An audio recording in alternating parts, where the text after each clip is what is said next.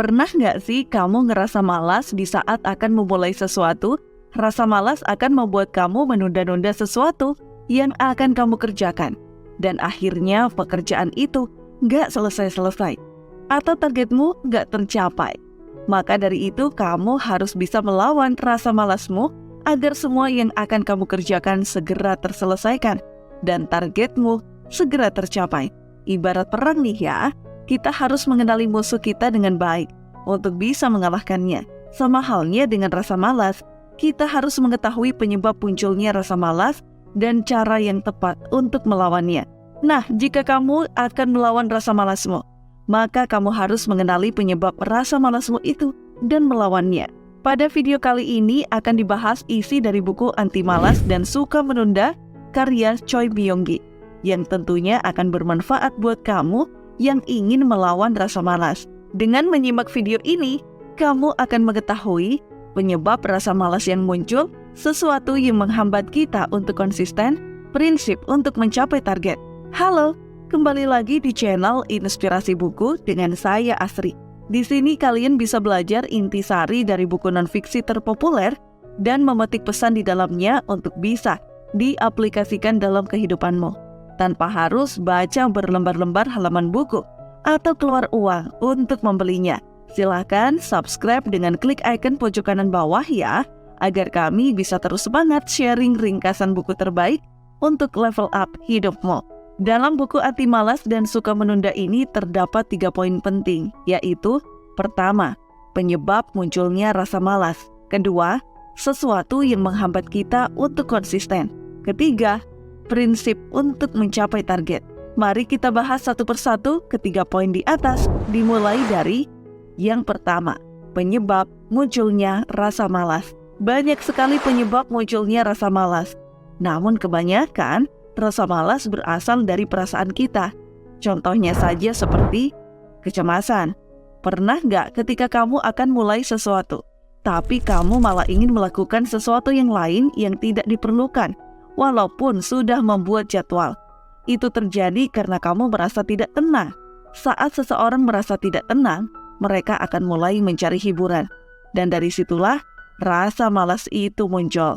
Rasa tidak puas bila seseorang melakukan usaha dan mendapatkan hasil yang tidak memuaskan, maka biasanya rasa malas akan muncul. Untuk mengatasi rasa malas yang ini, kita perlu menurunkan ekspektasi agar tidak terlalu kecewa dengan hasil yang akan diterima, sehingga memunculkan rasa malas. Takut gagal. Di saat rasa takut gagal lebih besar ketimbang keinginan untuk sukses, maka hasrat untuk melakukan sesuatu akan lenyap, dan akhirnya rasa malas akan berkuasa. Untuk mengatasi rasa malas yang muncul dari rasa takut gagal adalah dengan menanamkan afirmasi pada diri, yaitu, jika gagal, aku bisa memulainya lagi. Dan juga tentukan target untuk melakukan sesuatu yang sekiranya bisa dilakukan, ataupun yang belum mampu dilakukan. Jika belum mampu, maka jangan memulai terlebih dahulu. Tidak bisa mengendalikan diri. Banyak orang yang tidak bisa mengendalikan diri mereka saat memasang target. Contohnya saja, saat membuat target diet turun 10 kg dalam 3 bulan.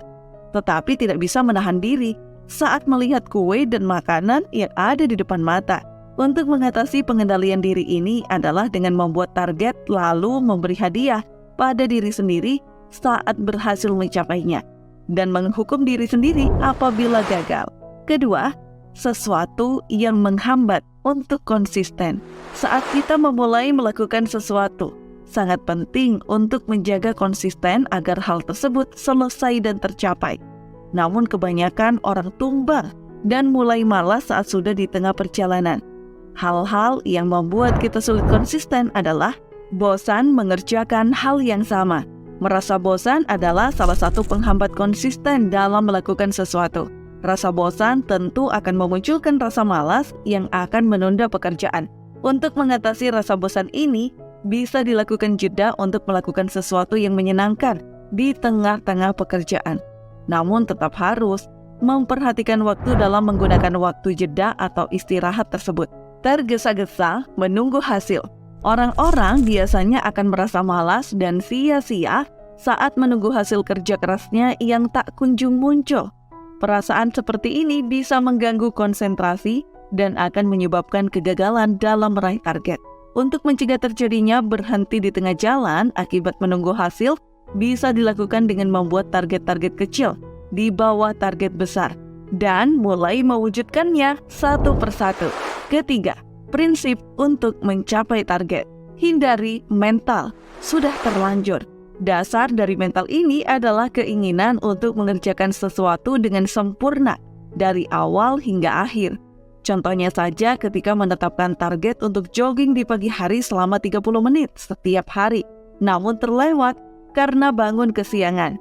Di saat ini biasanya akan muncul konflik batin dan akhirnya memilih untuk tetap tidur karena sudah terlanjur.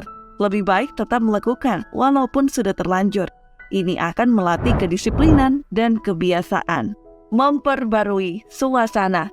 Biasanya orang akan merasa malas saat berada di ruangan yang sama dan bertemu dengan orang yang sama. Namun sebaliknya, jika berada pada suasana yang baru, kita akan merasa semangat dan tegang dengan sesuatu yang baru. Faktor suasana juga mempengaruhi mood untuk melakukan sesuatu.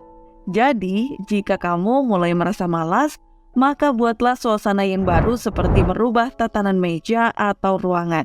Mulai dan selesaikan. Biasanya saat memulai sesuatu kita akan berpikir, kapan selesainya? Ketika kita akan mengerjakan sesuatu pekerjaan yang rumit, maka kita akan mulai berpikir langkah-langkah yang akan kita lakukan untuk menyelesaikan pekerjaan itu. Namun kadangkala kita merasa tidak mengetahui bagaimana memulai pekerjaan itu. Di saat berada di posisi ini, lebih baik kerjakan sesuatu yang mudah terlebih dahulu, ketimbang memikirkan langkah-langkah yang hanya akan membuat pusing dan berujung menyerah sebelum memulai. Nah, itulah penjelasan isi dari buku Anti Malas dan Suka Menunda. Bisa kita simpulkan dari isi buku ini dalam beberapa poin bahwa pertama, rasa malas itu kebanyakan berasal dari perasaan kita. Contohnya seperti rasa cemas, rasa tidak puas, rasa takut gagal, dan pengendalian diri yang rendah.